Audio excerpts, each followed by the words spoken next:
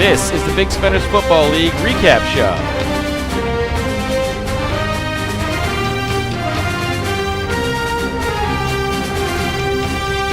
And now, here's your host, our commissioner, it's G-Man. All right, boys, welcome back once again. As always, it's your host, commissioner, and still defending champion G-Man, as I bring you our final regular season weekly recap in the BSFL. I'm going to be a little different this week. I'm going to try to touch a little of the playoff implications as well as a forecast. There were a lot of games that didn't mean a ton this weekend, but there was a little activity and excitement, so let's dive right into that. Flying high. Didn't really matter what he did this week. He was locked in as the number one seed, although I did manage to push him for most total points. Actually, going into Monday night, I had about a 30-point lead, but that didn't matter as it turned into the Le'Veon Bell and Antonio Brown show. So congratulations to Rob. He wins the first seed. He wins the most total points, so he gets 10% of the pot. Great way to head into the playoffs. He's the odds-on champion. City of Champions, Chauncey lost. It didn't matter. He was locked into the 2 seed. He gets that second all-important bye, gets to wait around a week, let his players have their bad week this week and gear it up for next week when he's ready to play again. Dave V, he was in a win and in situation. He did. He won. Put up the high score of the week, so Dave's team is peaking at just the right time. He came out of nowhere. His team has really done a good job. I think he's a sneaky play as we go into the playoffs, so he managed to hold off Euclid and Kyle. Kyle actually put up a real nice number as well. Got close in the total points, which I'll get to in a minute. But he fell short of the division. Dave gets the 3 seed. He'll face off against the winner of the most total points.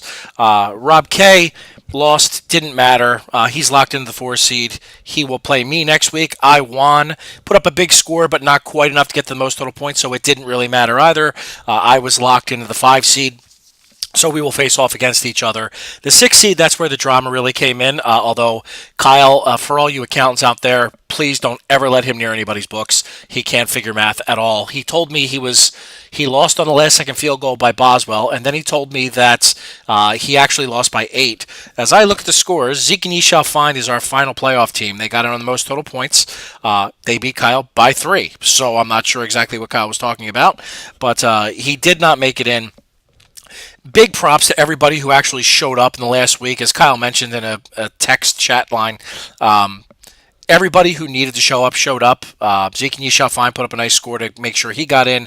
Kyle's team showed up. Dave V's team showed up. Euclid's team showed up. Kyle just put up a monster score on him. So congratulations to everybody for sticking with it.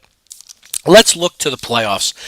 As I mentioned, Rob B and Chauncey get the bye. Rob B, I would say, is probably the odds-on favorite to become champion.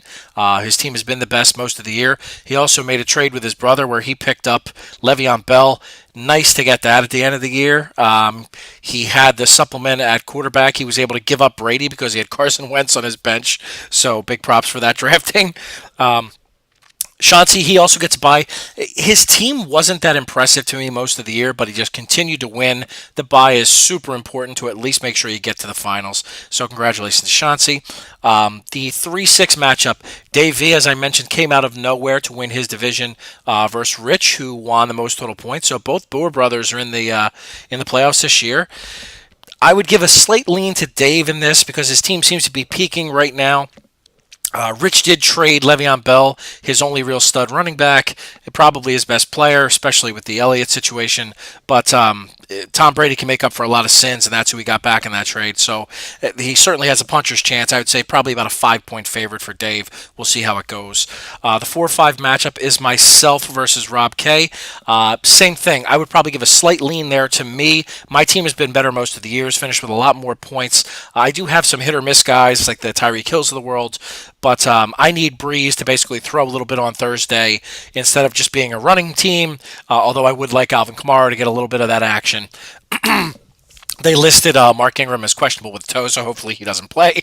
But that's what I need to happen. And I need Des Bryant to stay in check. I know Des Bryant usually gets beat up by Janoris Jenkins, who's not playing for the Giants, so I worry this is the breakout week against me, but that could just be my normal worry. As I mentioned, I would give a slight lean to me. That's it as we head into the real season, boys. Congratulations to everybody who made the playoffs. For everyone who didn't make the playoffs, remember, consolation week each of the next 2 weeks where you submit a lineup. Most total points for anyone not in the playoffs or not playing that week wins $100. Not what everybody's looking for, but it's certainly better than nothing. Try to keep everyone as involved as long as possible. Congratulations again. As always, I am your host and defending champion, G-Man, and I am out.